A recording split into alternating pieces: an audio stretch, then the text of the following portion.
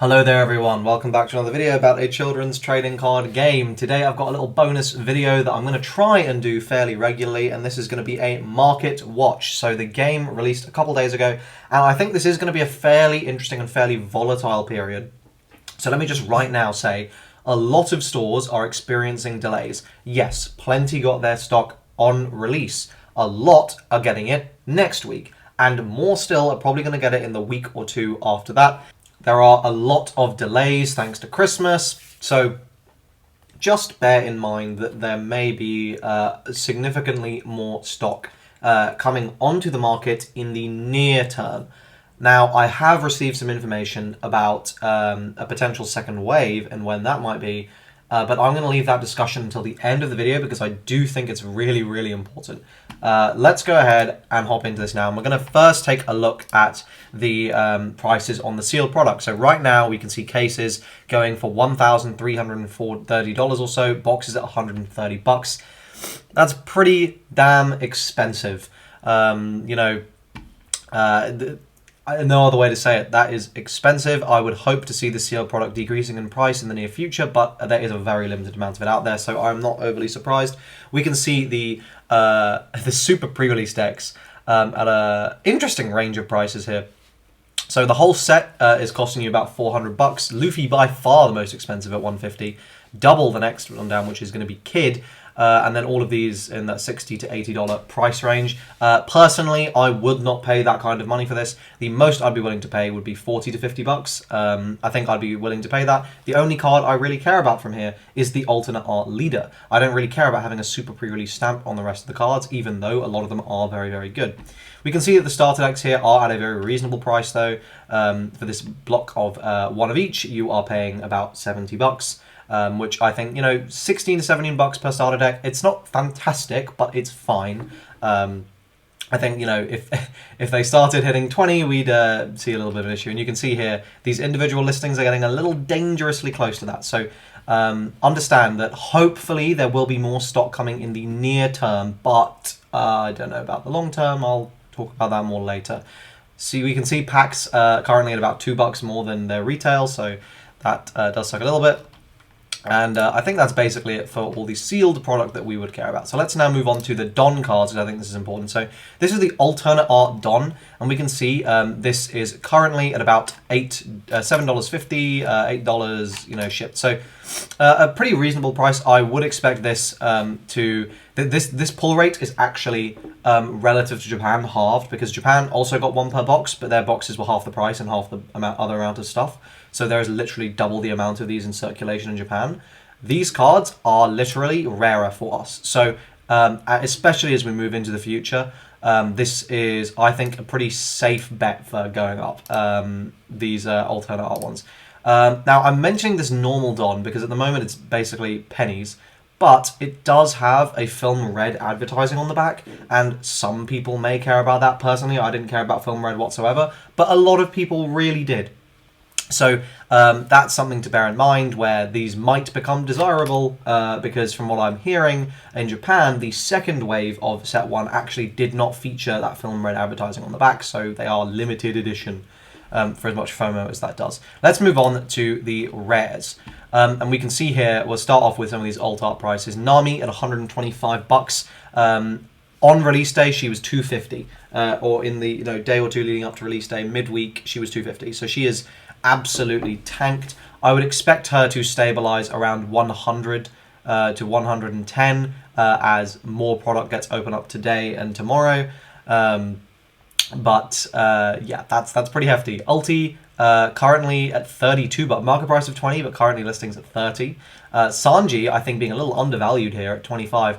Though worth saying, there is a separate alternate art available in that 25th anniversary set, so that potentially is having an impact on his price here. Doflamingo currently at $27. Again, I do feel a little undervalued on these rare alternate arts. I think all these alt arts are undervalued right now. I think they are going to increase. Jack at $12.60 and Queen at market price of 5 before listings as low as 15. So I actually picked up Queens at $3 a piece a few days ago because I saw that and I was like, I don't think I'm ever going to play this card, but I would $3 I'm willing to lose to just have the option to play the alt art.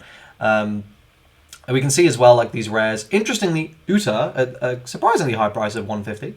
Nami, I think there's going to be a little bit of a supply constraint on Nami because I believe it's 1 per box, and you need Nami in like half the meta decks. So that's pretty interesting.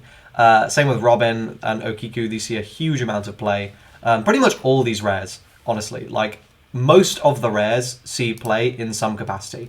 So I would not be surprised to see a lot of these jumping up, though obviously the dregs down here, not necessarily so much. But yeah, that is it for the rares. Let's move on to the super rares. And I think this is a very interesting conversation. So let's start off with the alternate arts, because I have some thoughts about the base rarity versions. But the alternate arts right now, Zoro at 65, I think this is actually pretty reasonable. I think this is where I would expect it to, I think, reasonably stay. Hancock currently at 60. Not as playable as Zoro. I would be shocked if this doesn't go back up to like 100 plus. Trafalgar Law, $38 a piece. I mean, if this hits 30, I'm going to pick up a playset. I don't even need it, but at 30, I feel like it's such a deal that I would feel silly for not picking them up. Luffy here at 40, I think this is mainly because the art is really cool and, like, you know, it's Luffy. I don't think the card is necessarily that crazy. Kid for a completely meta-defining card, I think at a shockingly low price here. I wouldn't be shocked to see this increase in value. Mihawk, pivotal importance to blue. I think also being a little bit undervalued, as all of blue seems to be at the moment. Kaido, this is much more what I was expecting. So we can see we've got listings here at $50, which I do want to highlight this one, right? So the only listings at the moment are $50, right? That's all you're getting. But the market price, you can see, it was about 20. Now, I picked up mine at 20 because I saw it at 20 and I was like, there is no chance this card is going to stay that cheap. And it looks like I was right. I would expect that to be true for a lot of these cards. I think these prices are going to start increasing in value. King, market price of $10, lowest listings is 20 plus. I think this is about what King should be. Maybe 30 because it is a staple, but at very low counts. Crocodile, I think the alt art should be more just because it is an alt art, but it is not very good. And Kinemon, somehow, I mean, come on, how can Croc be worth less than Kinemon? That is just embarrassing. Market price of $6 does seem about right. So in terms of the alternate arts, I think, you know, I'll echo my own sentiment again. I think a lot of them are at pretty rock bottom prices, and I would be shocked to see them go much lower. They might do, but I do think we are approaching, if we haven't already reached the bottom, because these are pretty crazy low. Let's now talk about the normal super rares, because I do want to mention these, right? So Zoro at $13, Law at $7, Kid at 4, Hancock at 3, Kaido at 2. You can see these are all very, very, very cheap. I mean, you know, 80 cents for King. I mean, these are remarkably cheap, and I want you to bear that in mind, okay? I would say if you just, the number one thing I could say right now is if you just want to have access to everything, pick up these base rarity super rares like now, because I think they are going to increase in price quite quickly. Certainly the really good ones, like Law, like Zoro, like Kid, like Hancock, like Kaido. I would be shocked if those did not start increasing. Let's look at the secret rares now. So we'll start off with the base rarity here. Shanks and Yamato, both at about 20 to $30. I think that's actually really reasonable. I hope they stay around here, but who's to say? These are, you know, I think per case you're expecting between like 2 and 6 of each one. So, you know, it's a little iffy on whether they will hang around here. Certainly, I will want to keep a playset of them, so we'll see. The alternate art Shanks, I think, again, being a little undervalued here. Only what, $20 more than the normal? I wouldn't be surprised for this to start increasing in value as well. Yamato at 80, this is more what I was expecting. I think this is actually pretty reasonable. Anything at 100 or less for this Yamato, I think is actually not too bad. This card is very rare. And Manga Shanks, I think this is going to skyrocket. It's over $1,000 in Japan, and people right now are saying, oh, it's way more common in English. That's just not true. Like, it definitely will not have a boosted pull rate. It's just there's a lot of product being open in English right now. And, you know, we're seeing it flood the market because, hey, guess what? This is the GOAT pull. Everyone is posting when they pull the Manga Shanks. Not everyone's posting when they get, like, you know, necessarily like an alt art leader or whatever, but, like, pretty much everyone is posting when they get this. So it's disproportionate. Be careful. If you are like, you know, thinking this is going to be like worth nothing and you're fire selling, like, it might not necessarily be true, but equally it might be. I don't know. I don't, you know, as with all things, this is educated guess at best. We won't actually know which way it's going to go. Finally, the leaders. We can see right now very quickly the base rarity leaders are all about $1. I would, if you pay more than $1 for one of these, I think you're getting absolutely scammed. These should be worth something. I could see these going as high as, I don't know, 5 if they became like a really meta, but no. The alternate arts here, King at 20, I think. Okay, fundamentally, I do think every single alt art leader just should be worth something, because even if they're really bad, they are very rare. So this king, I would not. I saw one sold for 10 a couple days ago. My friend picked one up for 15. So, I mean, yeah, I get it. Odin as well, incredibly cheap. Blurple Croc. I think I paid a little more than that. I think I paid 40 for mine because I just grabbed it early. I didn't check TCG player. So that does feel a little bit bad, but I mean, it's fine. Blurple Kaido again at 30. The first one cresting that $40 barrier is going to be Doflamingo at 45.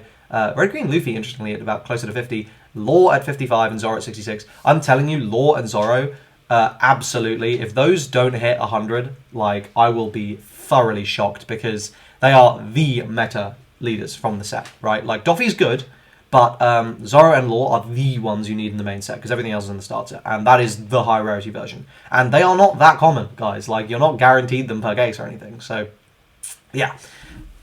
Pretty interesting. So that is the current state of the market. And now I'm going to talk to you about what I was talking about. Now, I have heard from multiple reputable sources from across the globe, actually, not just local to me, but all over, that the second wave that a lot of people have been talking about coming is very soon is actually just the remnants of the stock that is delayed. So that's all first wave stuff. So there isn't a second wave, right? Like, there is a immediate restock of the stock that should have been there on release. Now, don't get me wrong, that will have an alleviating effect, because there is currently so little stock out there in some areas. So certainly happy to see that, but don't expect that to. I'd be shocked if that crashed the value of all the singles or anything, right? Especially with, I feel like, the super rets being pretty much as low as they can get in some instances. I have heard that the actual reprint second wave for this set is at earliest, and I'm going to be fairly vague here, after the Treasure Cup. Potentially after set 2. So I've heard that from a few people. Obviously, massive heap of salt. They have no reason to lie to me. They have absolutely no reason whatsoever. So, it's possible they just have incorrect information, though I don't know why they would have been lied to. And I think that is fine for now, but January closing in on February, I think those 2 to 3 weeks before Treasure Cup start, we are going to start seeing a nuts run on single prices. Personally, I think Zoro is going to go to 30, around the TC season. Potentially as high as 50, like smack bang in the middle, if people are scrambling to get decks and it turns out that either Zoro or Law are just dominating events, or Luffy as well are just dominating. I would not be surprised. People are going to start wanting these really good leaders more and more, because at the moment, people, there's not a very good understanding of the meta at the moment. Yes, plenty of content creators are covering stuff, but it's not wide knowledge, right? Like the entire player base knows. So we're going to start seeing people focusing on these really essential meta pickups rather than characters they just like or cards they like the look of. So I do think it's going to be a very interesting and tumultuous time. I'm going to try and keep these coming fairly regularly, and we're going to see if I'm absolutely dead wrong and prices just continue to bottom out. Because don't get me wrong, that's really good for players, right? Like, if prices are very low, that's fantastic, because it means we can get our cards very, very cheap. It is bad for anyone who bought product, and it does mean that, like, if the singles prices stay this low, I'm just not going to buy more than like one set 2 box to maybe do a box opening, and then otherwise I'll just buy singles, because it makes no sense for me to spend that amount of money on boxes. So there does need to be like it does need to be worth it to open boxes, right? So, which is why I do think like some of these prices are a little unsustainable, right? Because yes, I understand it's good to have a lot of your value locked into the alternate art slots of your box, but I don't know if it's good for it to be about 95% of the value. That's it for this video. I hope you guys enjoyed this. I hope you guys found it informative. I hope this is a good time capsule as well of the prices at this time. This is going to be fun and instrumentally important, I think, in the future, so we can at least see, we can have a record of what it was right now. So I look forward to coming back and looking at these in the future and seeing exactly what's changed. But that is it for this video. I hope you guys enjoyed it. Like the video if you did. Subscribe to this channel for more One Piece card game content. There will be lots of that coming up. But also, if you are interested in Battle Spirit Saga, Gate Ruler, or Lorcana, I make videos on all those as well, so you can subscribe to that too. Thanks for watching, and I'll see you guys in the next video. Cheers!